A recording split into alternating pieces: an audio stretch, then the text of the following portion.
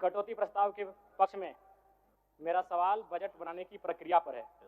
जब विभागों ने 13,400 करोड़ रुपए का मांग किया है तो फिर मात्र 7,721 करोड़ का बजट क्यों लाया गया? सबसे बड़ी बात, 8 महीना बीत जाने के बाद भी मात्र 42% राशि खर्च हो पाया है, तो फिर अनुपूरक बजट की आवश्यकता है क्यों?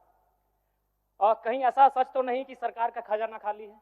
और यदि सरकार का खजाना खाली है तो सरकार राजस्व प्राप्त करने के लिए क्या कर रही है?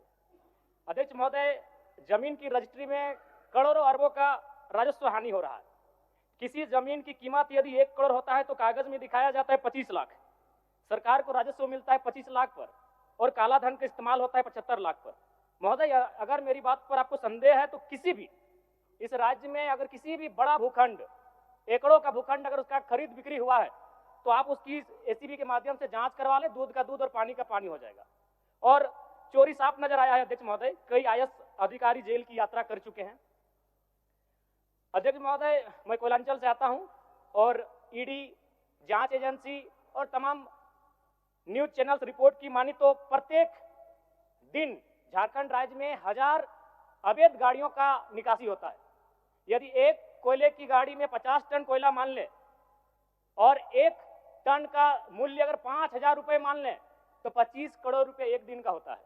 अगर 365 से गुना करते हैं तो 9,125 करोड़ रुपए होता है अध्यक्ष महोदय, यानी लगभग 9,000 करोड़ रुपए, जो कि आपके अनुपूरक बजट से ज्यादा होता है। यानी कोयलांचल से इतनी अवैध मात्रा में कोयला का कारोबार हो रहा है, अगर उस पर सरकार नियंत्रण कर ले तो आपका एक अनुपूरक बजट के बराबर वो राशि होती है, वो राजस्व आपको फायदा होगा। अध्यक्ष महोदय, अगर बालू की बात करें तो वो तो सरेआम है, सब अपनी आंखों से देखते हैं। 1-2 अधिकारी ईमानदार होंगे तो भाई उनको जो हार होगा। बाकी अगर कोई भी बालू ट्रैक्टर, विशेषकर ट्रैक्टर से बालू की ढुलाई होती है तो हमें लगता है एक बालू गाड़ी 3-4 थाना क्षेत्रों से पार होता है और कोई थाना प्रभारी ऐसा नहीं है जिसका मंथली पर महीने का इनकम 3 लाख से 5 लाख रुपए केवल अवैध बालू से हो रहा है।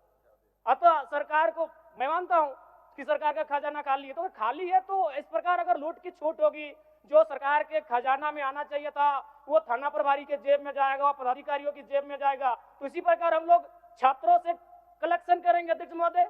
अब इसको भी झूठ मत कहिएगा, अखबार में दिया था कि जैक ने 35% 10th और इंटर का शुल्क बढ़ाया। मैट्रिक का शुल्क था 980, शुल्क कर दिया गया 1180। इंटर का शुल्क था 1100, शुल्क कर दिया गया 1400। मैं तो सबसे पहले कहूंगा कि जो शुल्क पुराना था अविलंब शुल्क बढ़ोतरी पर रोक लगाया जाए। अध्यक्ष महोदय, आज छात्रवृत्ति नहीं मिला है छात्रों को। आज राज्य सरकार और केंद्र पक्ष वाले यानी विपक्ष वाले एक दूसरे पे दोषारोपण कर रहे हैं। इस दोषारोपण के बीच इस राज्य का भविष्य क्यों उलझेगा अध्यक्ष महोदय?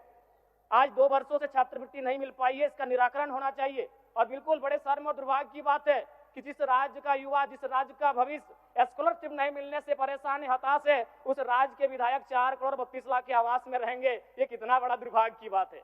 आज आंदोलनकारी लगातार अपनी आवाज को बुलंद कर रहे हैं, जिन्होंने अपने लहू से इस राज्य को सींचा, अपने खून से इस राज्य को बनाया। आज वो 3,500 का पेंशन प्राप्त कर रहे हैं और जिस राज्य के मंत्री 6 करोड़ के आवास में रहेंगे और उस राज्य के आंदोलनकारी सम्मान नहीं पाएंगे जिन्होंने लहू से राज्य बनाया है। यह अभी दुर्भाग्य का विषय। अध्यक्ष महोदय, चाहे मान्य सदस्य सबको एक्स्ट्रा टाइम मिला है, संक्षिप्त करिए आप। चलिए ठीक है।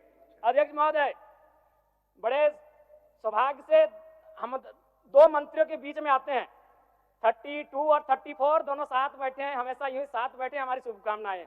एक ही कुर्सी में बैठे हैं और दोनों के बीच हम आते हैं 33। एक बार भी मंत्री महोदय मेरे विधानसभा में गए नहीं। क्यों नहीं गए? योजना ही नहीं है, इनका दोष नहीं है।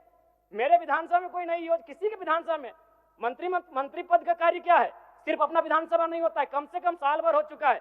एक विधानसभा तो इनको विजिट करना चाहिए था, अपने पड़ोस के जिले को तो विजिट करना चाहिए था। तो ये तो सच्चाई है अध्यक्ष महोदय। दूसरी बात, आलिम फाजिल की परीक्षा जैक द्वारा संचालित होती है, किंतु वर्तमान में सहायक आचार्य की नियुक्ति में प्रमाण पत्र की वैधता को खत्म कर दिया गया। और सबसे महत्वपूर्ण बात अध्यक्ष महोदय, जैसा कि अखबार के माध्यम से हम सभी ने पढ़ा कि विभाग सवालों का उत्तर नहीं दे रहा है।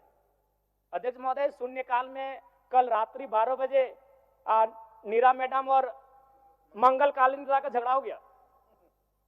एक दिन राजा साहब और हमारी गाड़ी का टक्कर हो जाता, इतना रफ्तार में आए, बोले कि राजा साहब को तो शून्यकाल डालने नहीं देंगे, इनसे पहले हम जाएंगे। अध्यक्ष महोदय, ये कोई मजाक नहीं कह रहे। 12 बजे रात को आते हैं शून्यकाल डालने के लिए और आप सबने मजाक बना के रख दिया है। जवाब नहीं देंगे, ये सवाल जनता का है। जिस जनता के टैक्स से पैसे से ये सूट पहनते हैं, जिस जनता के टैक्स से पहनते से ये बूट पहनते हैं, कोट पहनते हैं, उस जनता का सवाल है। और जनता का सवाल का उत्तर नहीं देते अफसर। जो ईमानदार है उनको यहां से जोहार है, लेकिन जिन्होंने जब अपनी जिम्मेदारी का निर्वहन नहीं किया है उन पर कार्रवाई करिए। अध्यक्ष महोदय, 12 बजे रात को हम लोग सवाल डालते हैं। चलिए मान्य सदस्य। अध्यक्ष महोदय, आप अंतिम